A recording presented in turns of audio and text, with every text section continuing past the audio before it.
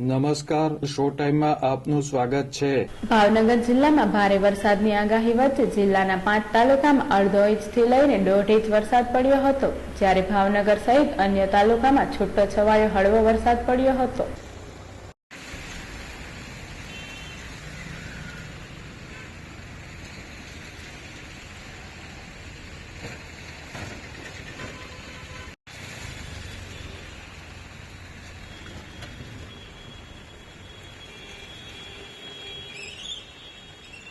ભાવનગર શહેરમાં આજે બપોરના સમયે છૂટોછવાયો હળવો વરસાદ પડ્યો હતો।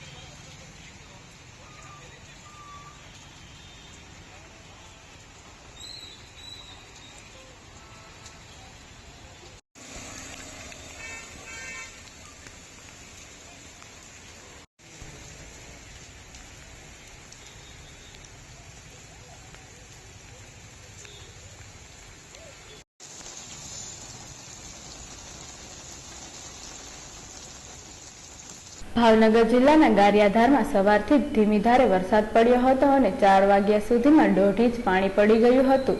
આ ઉપરાંત સિહોરમાં 1 ઇંચ, તળાજામાં 1.5 ઇંચ અને વલભીપુરમાં અડધો ઇંચ વરસાદ પડ્યો હતો। જિલ્લાના અન્ય તાલુકાઓમાં છૂટોછવાયો હળવો વરસાદ પડ્યો હતો।